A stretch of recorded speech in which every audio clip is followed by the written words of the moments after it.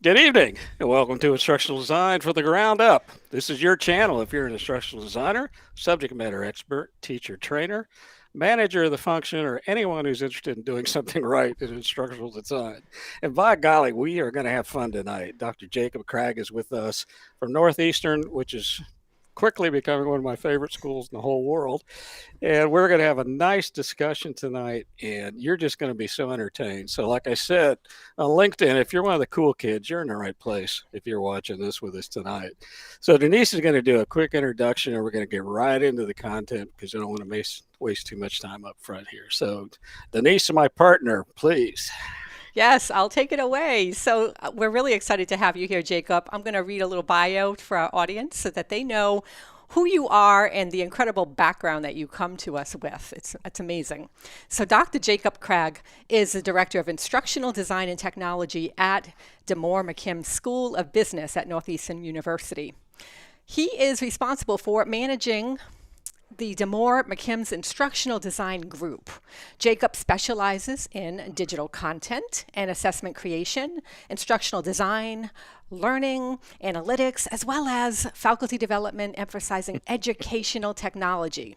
Prior to working for Northeastern, he was a secondary educator and technology coordinator for Benton High School in Arkansas. It is wonderful to have you here with us, Jacob. I'm really Welcome, excited. welcome, welcome. Yes, welcome. Thanks so much, Chuck and Denise. Glad to be here.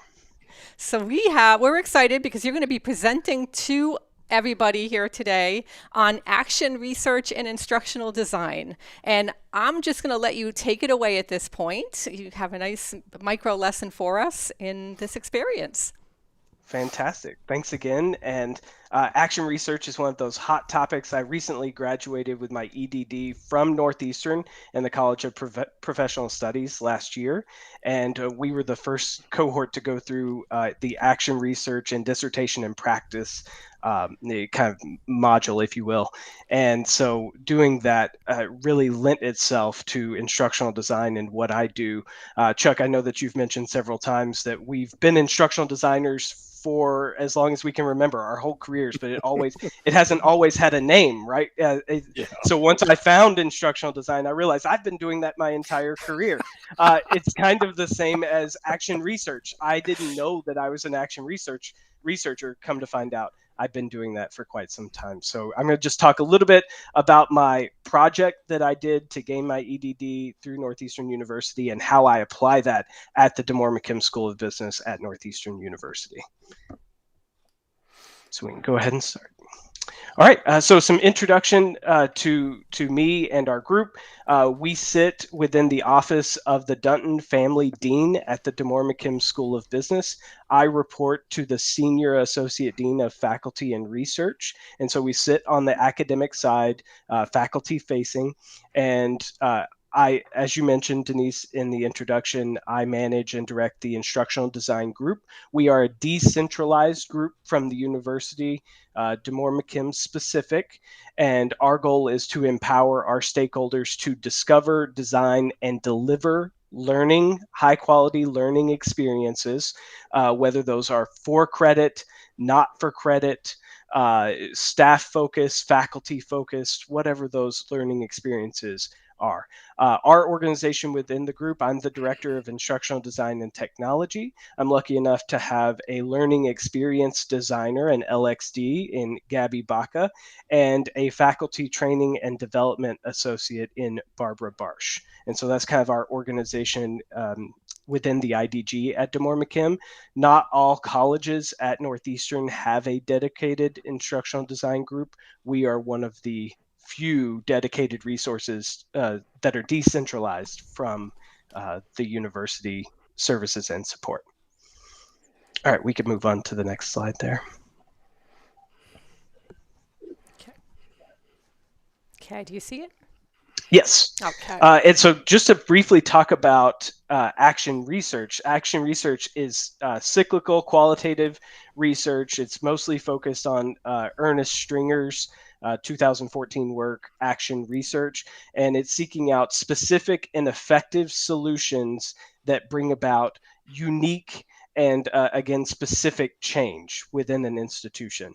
And so as a change agent and a scholar practitioner, I found that it was difficult for me to just be a fly on the wall and observe from a distance what was going on. I kind of like to dive in deep, get my hands dirty, and action research proved to be a methodology that allowed me to do that. So I was lucky enough to be in the first cohort at CPS that did this action research DIP model. And something that scared me about action research at first was the pace of change. I'm so lucky that my dissertation chair, Dr. Joseph McNabb, got me early on, and I remember meeting with him several times and saying, "Gosh, things are happening so fast." And he'd say, "Calm down, Jacob. That's what's supposed to happen. Things are supposed to happen fast because."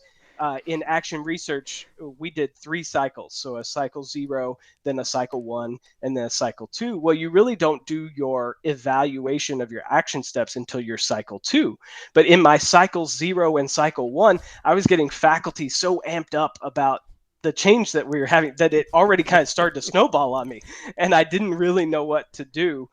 And again, so action research proved to be the best method of approach that we were going for and what we do at the IDG. And now we do a lot of action research as well. So I was thankful to have the foundation laid at CPS. So again, with action research, your positionality, you don't ignore your bias. You actually kind of lean into it. And so being a person that leverages technology to solve problems, I didn't want to try to ignore that or try to push that to the side. I really want to lean into that. And so being open and honest about my position towards technology was really helpful. So the problem of practice, what I was noticing was that faculty were not using digital formative assessments in their courses, or that they were struggling in using digital formative assessments in their courses. And so understanding those faculty barriers that faculty were experiencing to fully understand what was going on, what was keeping them, what was the disconnect, and then how could our group help solve those problems. And so we gathered up some participants. We had 13 participants, faculty participants across traditional, hybrid, and online courses, and also inclusive across all academic departments at the DeMoore McKim School of Business, and as well as full-time faculty, tenured faculty, full-time faculty, non-tenured teaching track faculty, and part-time faculty. My group is presenting coming up in May about this model that we're being more inclusive, especially with part-time faculty, because they make up a significant part of our support and services and a significant part of our value as an institution. And so I wanted to make sure that my research was inclusive to both full-time and part-time faculty. And I'll explain more about that in a minute. But cycle 0 kind of will set the foundation for my action research. And I kind of went in thinking like, if faculty just don't want to. They don't want to do digital formative assessments. This is, I started the program in 2018.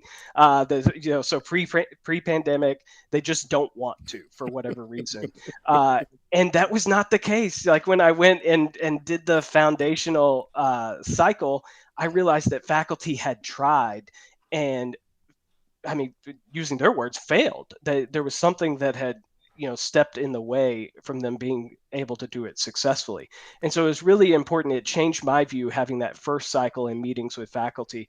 It changed my view on how I was going into it, thinking that they just didn't want to do it. They wanted to do it and just didn't know how, or tried something that didn't work out and were scared to do something else, or fear of doing something wrong. And so understanding what those barriers were that were keeping faculty away was kind of the focus of my research. And so you see there in cycle 1, I uncovered barriers like the fear or risk of using digital formative assessments. I guess I should explain, though my focus was on digital formative assessments, this could be applied operationally across. It doesn't have to be specific to digital formative assessments. But what I mean by that is these low stakes assessments that are online to help build on students' learning as they go through the course before some high stakes summative assessment. So just to define that, but my focus here today won't be on digital formative assessments. Just know that that's what I was researching at the time. And so those barriers, I mean, I think some were specific to us at DeMoore McKim, but probably applicable at other institutions. Fear or risk of using digital formative assessments, a lot of self-efficacy concerns, faculty concerned with their own skills in using the technology effectively, time and availability. Some faculty didn't have the time to devote to building out these assessments or the time to come to our trainings to learn how. Lack of awareness. A lot of faculty cited that they were just simply unaware of what was out there and what they could be doing. Perceived value of tools, as well as just like a lack of incentive for doing digital formative assessments. And that was mostly in like the traditional courses. There's a lot of incentive to do in online and hybrid, but in our traditional courses, there was kind of a lack of incentive there. Faculty provided some recommendations in that first cycle on what we could do to overcome that. And I put some of those recommendations into play as my action step on the next slide.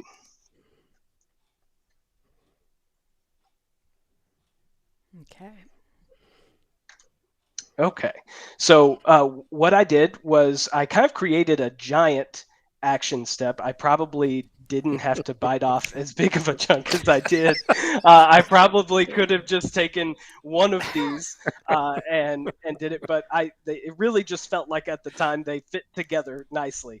And so what I opted was my giant action step was really 5 mini action steps in that.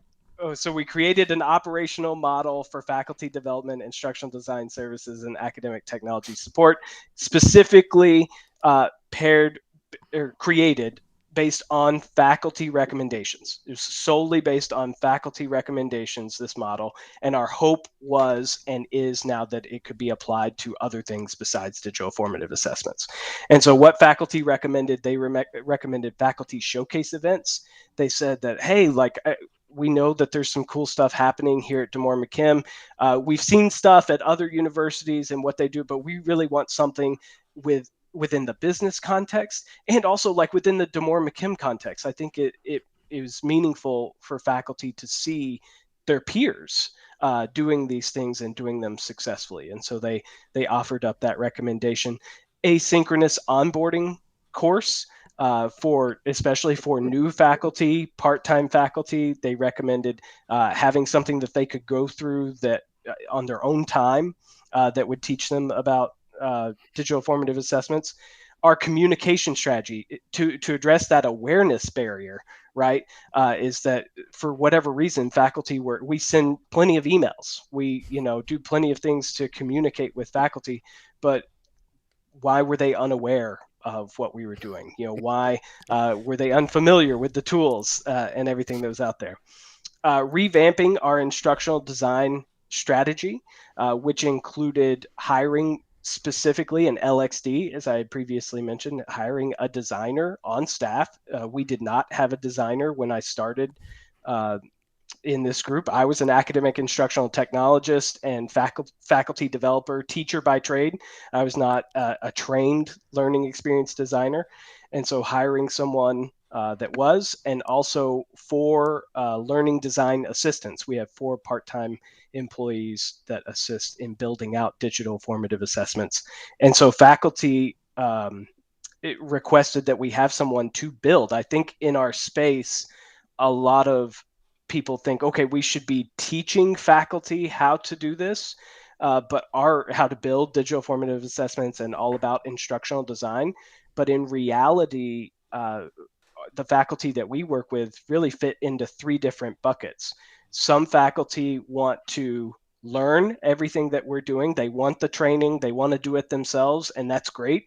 That was the audience that we were really servicing before. But we have other faculty that want it to be a collaboration, and they really want our expertise and want our insight on everything that they do, and that's great as well. And then we have a lot of people who say, if I didn't have you build it, I just wouldn't do it. And so do we want to, you discount that population of faculty. And so my thought is that we should be, whatever our customers are coming to us with, how can we best fit their needs? And so that if there are faculty that just don't have the time and the availability, we want to be able to build it for them. So those three buckets, we service all of them. So instead of putting all of our efforts in trying teaching faculty how to do it, we focus on the audience that wants that type of learning. And then we also focus on the audience that wants us to build it all for them. We take their ideas and make it a reality. And then lastly, academic technology support strategy. We revamped that to, again, hire a faculty training and development associate.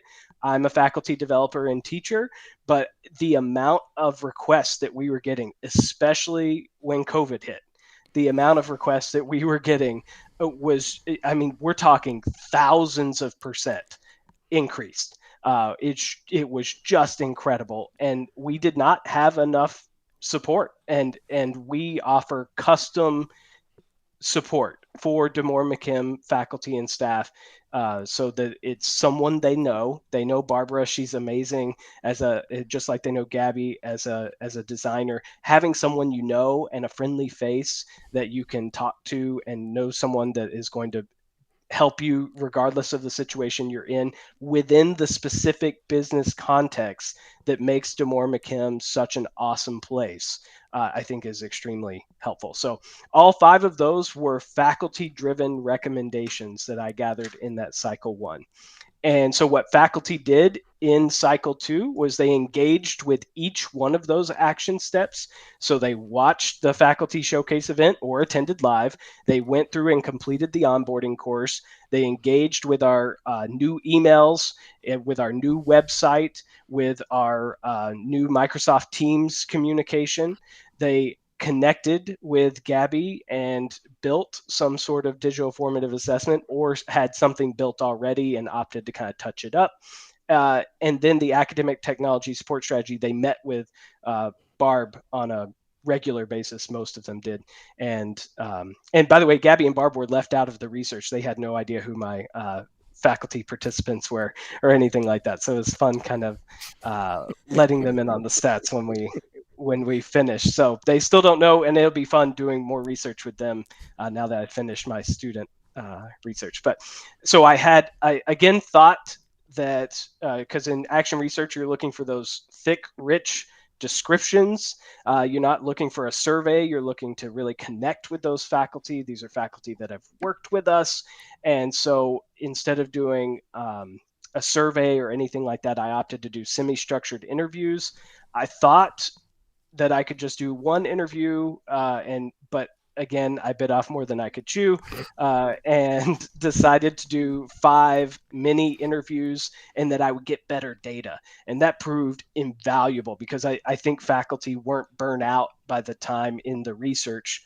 So instead of having 1 hour-long interview, I had like 5, 10 to 15-minute interviews. And I think that proved invaluable to my research. And then analytic memoing, going back to just capturing everything with the pace of change, the quick nature of action, just talking about action research and talking about what we're doing and how that's starting everything. Analytic memoing was very important as well. And I had an anticipation that there would be new barriers, especially that this cycle 2 was happening post COVID-19, that the barriers that faculty were experiencing may be different than pre-COVID-19. And so I'll tell you about my results.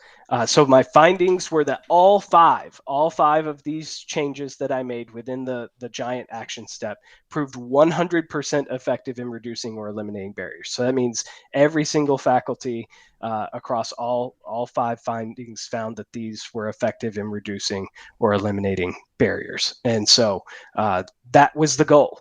And so they proved successful. First off, the showcase events provided insight and inspiration for faculty. One faculty quote here is that they just felt more comfortable using digital formative assessments, seeing that, hey, if my buddy can do it, I can do it, and so that proved very valuable to them. The onboarding course spectacularly filled the faculty learning gap. So a new barrier that I uncovered post-COVID was information overload. faculty said they were getting information, technology information, just hammered with it left and right, and that the onboarding course could provide a curated look at the technology that the IDG felt like was important for faculty to know and understand. And so we had faculty that weren't even new faculty that wanted to be a part of the onboarding course to kind of go through and see that curated look at educational technology. The communication strategy successfully combated barriers. Faculty said that they'd be more likely to use digital formative assessments, having seen our new emails. We started using Eventbrite and MailChimp to really target our emails. We are BFFs with our communications department. And I know that y'all have met Isabella, and she's a part of a wonderful team. And they really helped us get all of our materials on brand to make sure that what we're sending out looks official, because it is official. It's coming from the dean's office, and faculty thought that was very valuable as well. And so I should also say that we did a lot of the onboarding course and the showcase events. We did that through Canvas. Canvas is our LMS at Northeastern. And so that behind the scenes kind of addressed the self-efficacy because faculty were actually engaging in Canvas as they went through like it was a Canvas course. So we designed it similar to how we would an online asynchronous course. And so faculty picked up on some self-efficacy just going through. And that was neat. And by the way, 90% of faculty prefer to sign up for our events through email.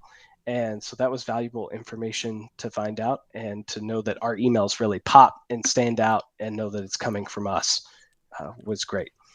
The instructional design strategy improved faculty confidence. I had one faculty that said, I get to use the best tools without all the technical know-how, because we, again, go above and beyond to build those assessments for them instead of them having to rely on building it themselves, or, like textbook tools or those sorts of things, that they have a custom built assessment just from us. And it had one faculty that said, I just flat out would not have done it if the IDG didn't do it for me. And so, but other faculty said that it improved their confidence having us go through and do it the first time. They wanted to learn how to do it after seeing it done. So it improved their confidence along the way. And that the academic technology support strategy increased our accessibility. And so they knew who to go to and when to go to for what. So with this new strategy, having Barbara on board as our faculty training and development associate, they have a certain issue with Canvas. They want to do something cool in Canvas. They want to learn this new tool. They know to go to Barb. She's a person. She's going to answer them back. She's going to schedule a meeting with them. Barb even created a new scheduling system where they can just schedule a meeting with her on the fly. She always has hours available. So faculty thought all of these changes were great in removing the barriers. All right. So some significance of action research in instructional design. That's kind of my project that I did specifically at DeMoore McKim, but it impacts future strategic planning. I know for us, we're including action research in our strategic planning going forward in the next few years. And how I always like to have evidence-based decision making is something as a leader. I think we shouldn't just be doing it because I want to, right? We should be making changes. One, because our faculty, and our students are requesting them, or the research shows that it's better. And so action research is a good way to apply less generally and more specifically, like at your institution. This is specifically what's going on. Yes, we still read all the articles out there and do all of that, right? But they may not provide solutions to us specifically at DeMoore McKim. We want to expand our findings and our models to be inclusive of more stakeholders. I love doing panels. Again, like being more inclusive. Right now, we're focusing our efforts really with part-time faculty, but including students. I did not work with students in this research. And ultimately, that's who we're doing this for, right? Though the faculty and the staff are our customers, the students are their customers, and that they're the end goal and why we're doing this. And so we relied heavily on faculty to be honest and tell us the reactions that they were getting from students, and the positive reports that they were getting in evaluations on this stuff. But I do want to be more purposeful in including stakeholders like students in the future. We revamped our learning analytics. A lot of people think that learning analytics have to be specifically course-based, but no, faculty development, staff development, you can have a tremendous amount of learning analytics at your fingertips that don't include students. It's how faculty and staff are learning, and so we've really kind of dived into our communication and support requests and tracking those, so we have a better understanding of who our customers are. We're 90% faculty support, 10% staff support. We're 30 to 40% tenured track, 30 to 40% non-tenured teaching track, and about 20% part-time. And so understanding like the learning analytics that we can pull from our audiences is important. I hope that my project could be a blueprint for other design and technology groups, though that's not the goal, really. Like, the goal was to understand the specific problems that we were having, but I'm hoping that this is transferable, and I think that it is, based on the fact that we're going to be able to transfer across operations with the IDG. And I would not say all of this without also saying the increased activity, the hundreds and the thousands of % increase that we saw at the IDG in our services and support were not due to my research. It was the COVID-19 pandemic obviously launched everyone. We moved to HyFlex really fast, and so we went from about 40% of the faculty were meeting with us regularly to 100%, literally overnight. And so the increased activity that we saw, not all due to action research, but we have new customers that are never going away. And then last but not least, the dissemination. I just want to give a shout out here of the information age publishing is I'm writing a chapter of a book that details my action research project. Several of us are that are in the cohort. It's called Contemporary Perspectives Through Action Research Across Educational Disciplines, and it's specifically higher education. And so there's several of us that are getting together and writing chapters of what we did in these action research projects, step by step through the cycles. And that's edited all by Northeastern faculty, Dr. Sarah Ewell, Dr. Joan Giblin, and Dr. Joseph McMahon, who was my dissertation chair. So thanks so much. Wow. That was a fantastic, fantastic presentation. I've got so many things to say, Dr. Jacob. First of all, your energy is it's so impressive to see instructional designers that aren't comatose sometimes. And I mean that in the best way. I mean, we're so used to sitting in the background and just doing our thing with our little introverted hats on in the corner. And you're going out there and kicking it in the knees. And I really like that. And I have about 5 or 6 points to make on your points. I know Denise will want to jump in here too. But the first thing is the professionalization of instructional design and the relationship between our science and the people that are our clients. And I'm glad you used the word clients because it's a business school approach. And I think these are all internal clients. And that relationship is different than a peer relationship, is different than a lot of other things that I see existing out there that aren't very successful because nobody wants to take responsibility for one thing or another. And clearly there's lines of demarcation about what you do and what your expectations are and your client population of teachers, whether they're full-time, part-time, tenured, or what have you. And the first thing that strikes me about this is you and I are in the same boat. I've been doing this a long time, and I've been doing it longer only because I'm older. But you're now coming up with what I would consider the second generation of this relationship of moving from brick and mortar to online. And in the beginning, we had a whole set of issues. They were similar but completely different. I had faculty that refused to do an online course. I had a tenured faculty that didn't appear in an 8-week course at all online.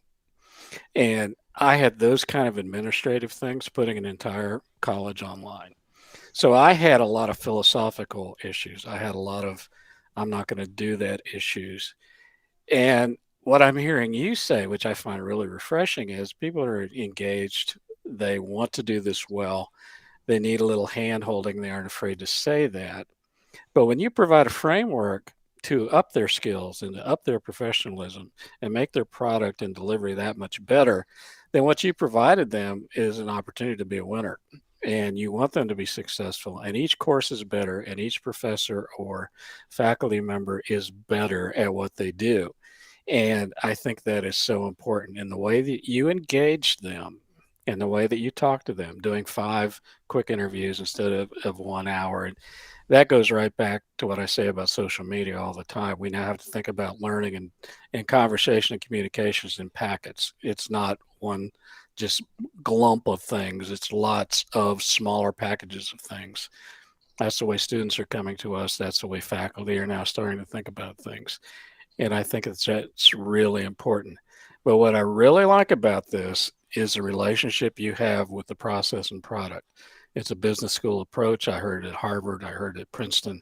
I'm hearing it now of Northeastern. And I think you're going to be the role model for universities who want to do this right. And I'm not saying it because you're on here or my relationship with anybody or any institution. But this is professionalizing what we do as instructional engineers. This is taking all the systems we work with, our super system in instructional engineering, and we're taking all these diverse component parts and we're making it into something that functions at a higher level.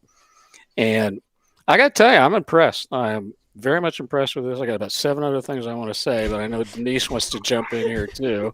So I'm not going to hog it right at the moment. But Denise, Yeah, one of the things incredible, huh? so incredible. What a great resource you are for the university. That is absolutely amazing. Other universities, whoever is watching this, probably are going to be very envious. Take notes. Wishing that they had this kind of resource because it's so important. You're empowering people to be able to deliver really great instruction through these assessments and through just giving them that power and that confidence and the tools that they need.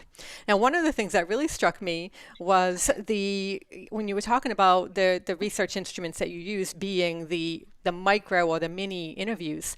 I'm doing a very similar I'm doing a similar project with a different university. I'm doing an analysis, a deep analysis on how they can make their online learning better at this university. And so now you've got me thinking because I have these interviews set up with about 10 people.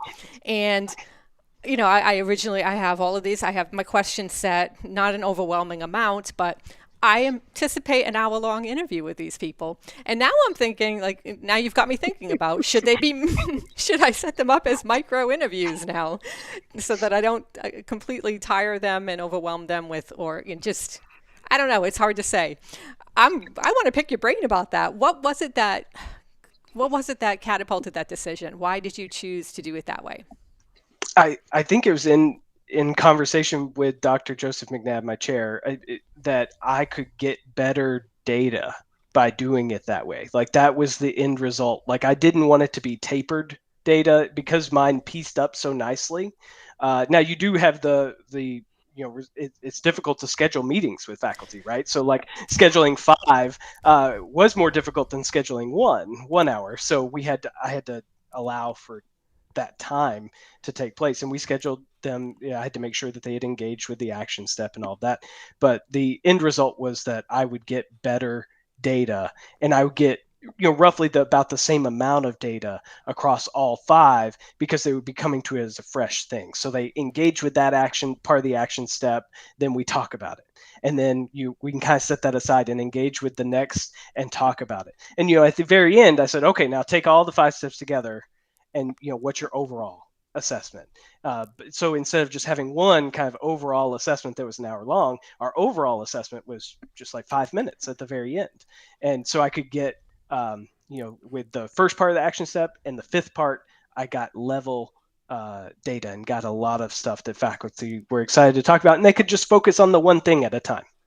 Yeah, chunking things down to manageable steps is key to being able to be, I think, successful. And that's with anything in life. And if you can chunk things down, it's less overwhelming. And let's face it, there is an information overload out there for all of us. I mean, we're all overtaxed, overworked, overburdened with certain things. And if you can free up mental clarity by chunking these things down into very focused micro segments, if you will, then yeah, it sounds like you would be able to get a better outcome from that.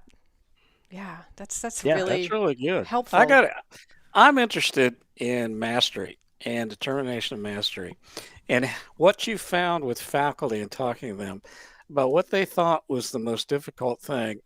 And what I saw transitioning from brick and mortar to online was that faculty that really didn't do evaluations, which we all know that there's a subset of those that, attendance is all they really care about. But now with the new focus, especially with state boards of education and regional accreditation, they want significant knowledge based mastery that's documented. And I saw a number of transitional problems getting folks to think about mastery outside of the fact it was online or not online. And then when you add the fact that I think they thought it was more difficult to determine mastery online, what kind of things did you see? What were they telling you? How did you riddle through all those things? Yeah, I think it goes back to what you said previously in like building the relationships first with faculty and like having that rapport already built with them, that there was a lot of trust that what we were saying uh, was correct. Definitely we get pushback and all that kind of stuff all the time, but I had no trouble finding participants. I had no trouble with participants engaging in what I was presenting, but all of that started way before and building those relationships with our clients, right? So that when it came time to talk about stuff like mastery of things, whether we're talking about the building the content knowledge checks in the practices, the tutorials, the reviews, why that's important, I didn't really get a lot of pushback on it because it was kind of like, well, if Jacob recommends it, he would only recommend it if he was really meant it.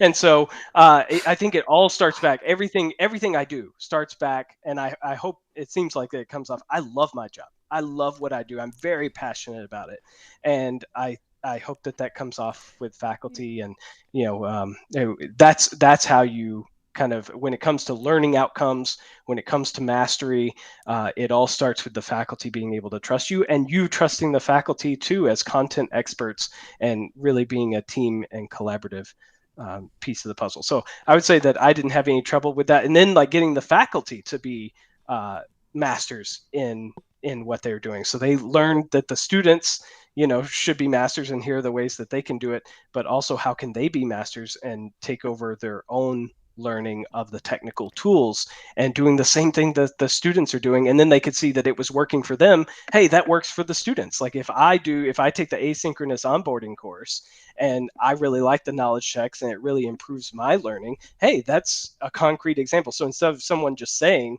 hey, this is a good way to learn mastery, if they go out and actually become a master in a specific tool by doing the thing, then that more so encourages them to do that in their own online courses and traditional courses too. That's another thing we take approach, regardless of whether we're designing online, hybrid, or traditional courses. We take the same approach. The delivery is obviously different. They look a little different, but our approach as a group is the same, regardless of modality. What I find impressive too is the fact that there is a level of trust that you built up with these faculty members.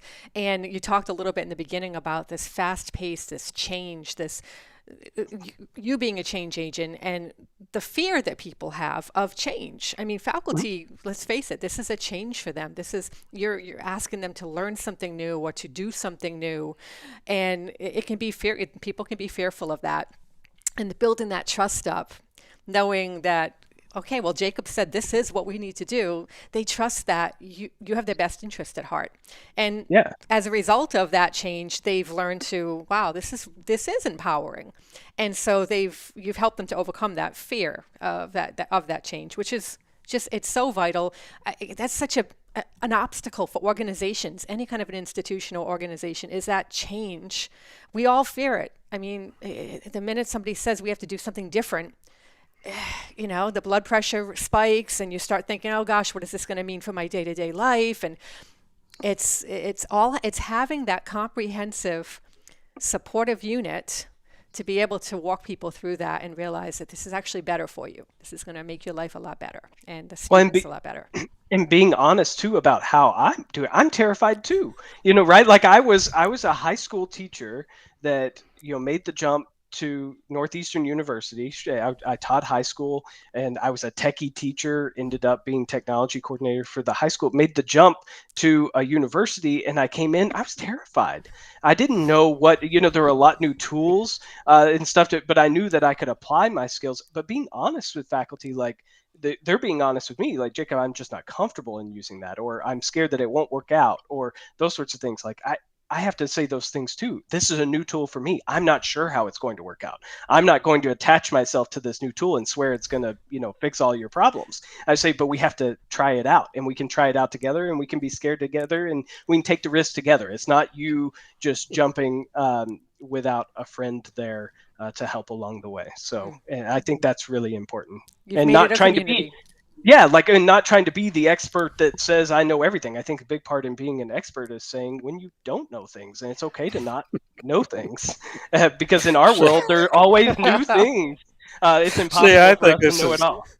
This is so, this is kind of the anti-academic approach, in the sense that I think a lot of us that didn't come up through the system, and I certainly didn't. I had many careers before I decided to be a teacher, and come into academia, certainly in higher ed. And I kind of parachuted into it.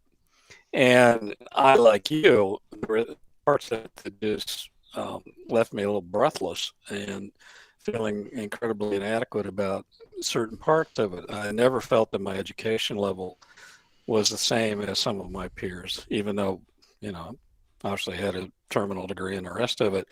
But I didn't live and breathe academia.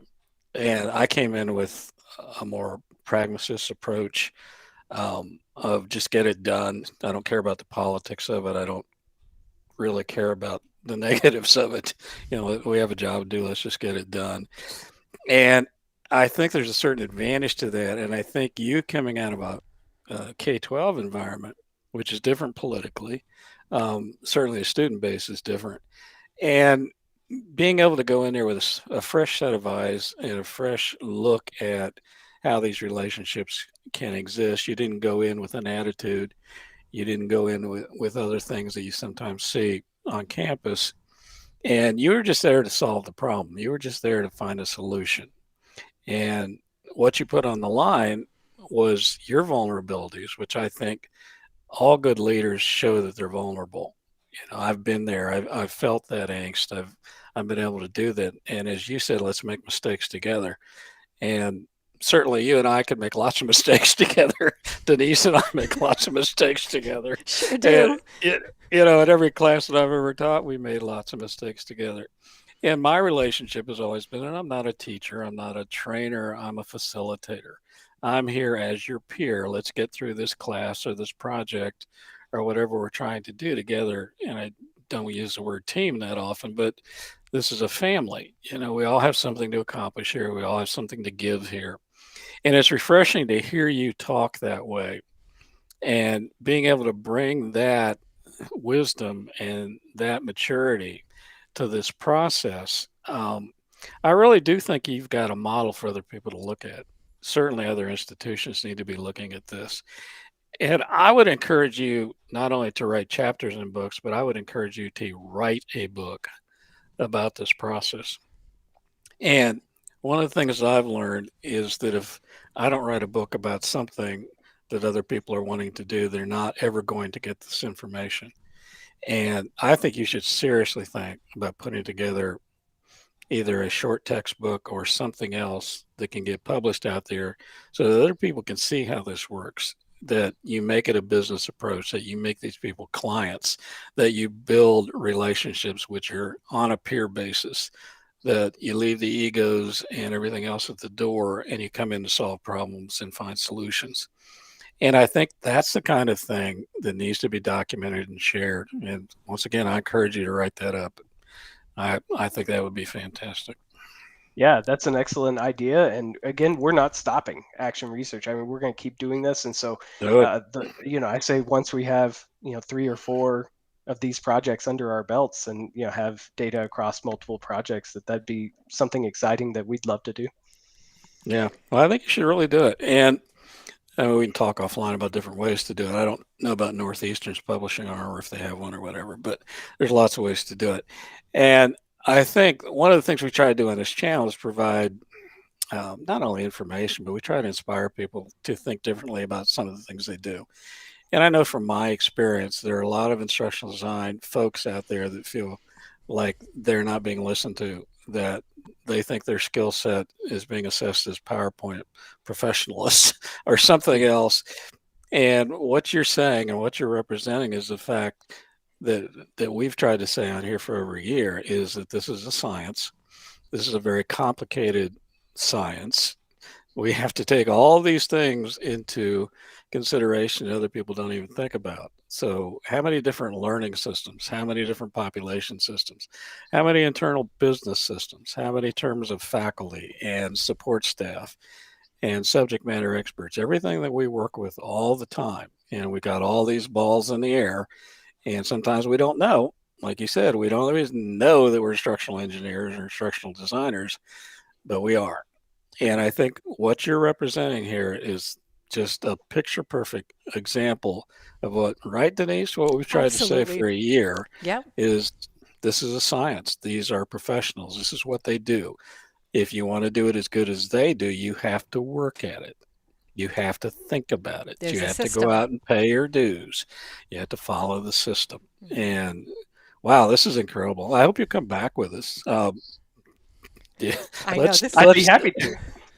yeah, let's absolutely do this again. And as I said earlier, Northeastern is becoming one of my favorite schools because there's just so many smart people up there.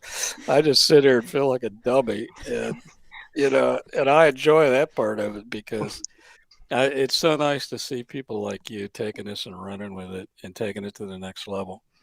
And there'll be people standing on your shoulders, my friend, and they will go out and do great things too. And that's what this is all about, is passing on this wisdom and this knowledge and being an example and being a role model for what we see as an incredible field to be in. So gosh, I hope you'll come back with us. We'll talk again. And I know the people are watching, they haven't had a lot of questions tonight. I'm not sure who's with us. I can't see the playlists here. That's all Denise. She's in the Yeah, I control can't room. tell who's in. I can see I Okay. can see the count, but not the actual individuals, unless they put a comment in there, which Isabella did. Yeah. So they're very, yeah, Isabella, thank you. And you are representing, as Isabella said. Yes. So that's fantastic. But our thanks to you, Yes. Dr. David Thank, Cragg. We Thank really you. thank you do both. appreciate it. And all of you watching, remember this is not a monetized chapter event here. Our videos and this channel are the love of Denise and I for our field and what we do. So no Patreon. We're not going to send you an 8x10 glossy of Denise and I uh, if you give us $400 a month.